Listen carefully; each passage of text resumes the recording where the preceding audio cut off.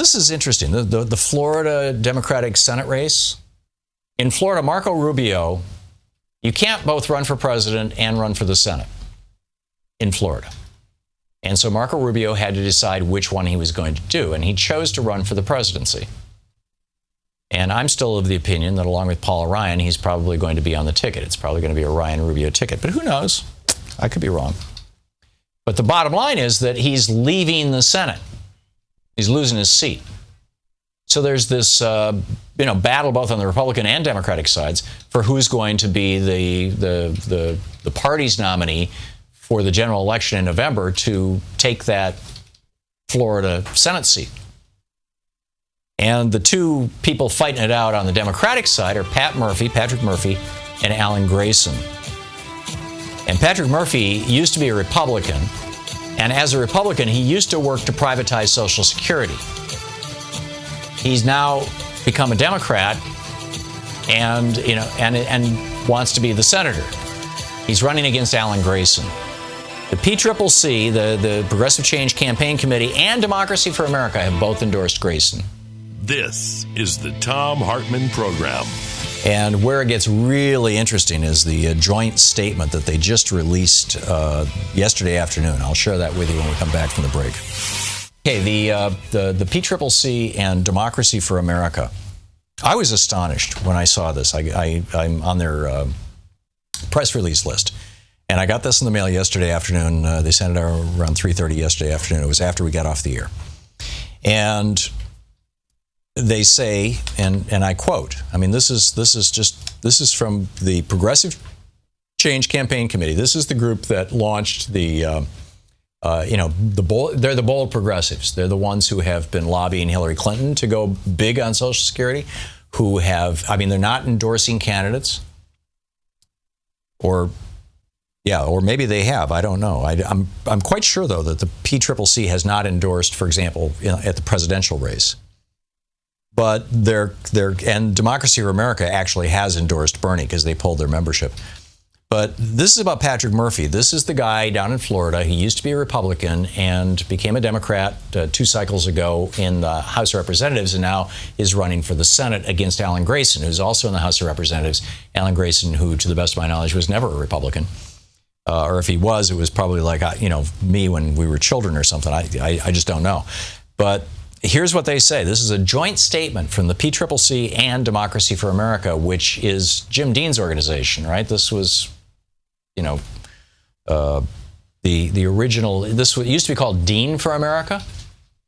And when Howard Dean lost that primary battle, it became Democracy for America. And they're doing great work, by the way, educating people around the country. It's democracyforamerica.com is the website.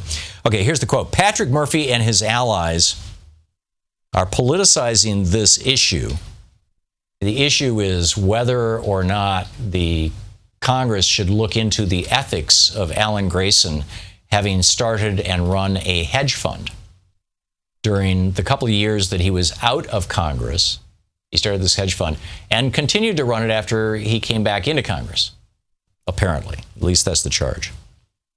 And they're saying Patrick Murphy and his allies are politicizing this issue in order to distract from Patrick Murphy's own unethical record of working with the Republicans to try to cut Social Security for millions of Florida seniors.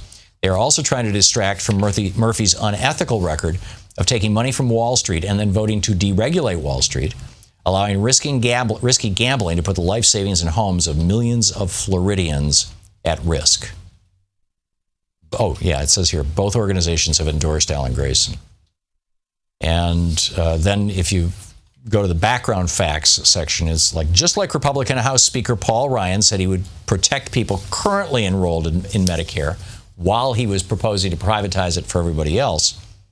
This is what Paul Ryan said. He said, while there would be no disruption in the current Medicare fee-for-service program for those currently enrolled or becoming eligible before 2024, all seniors have a choice to opt into the new Medicare program once it began in 2024. In other words, our new privatized, you could buy your Medicare from United Healthcare or Aetna or, right. And so Pat Murphy signs this letter with congressional Republicans urging a change, big changes to Social Security, the change CPI and all this sort of thing. This was known as Simpson Bowles. It would cut benefits for, quote, the vast majority of Social Security recipients, weaken the link between a recipient's benefits and past earnings, which could undermine public support for the program, and despite the claim of the co-chairs, fail to protect most low-income workers from benefit cuts.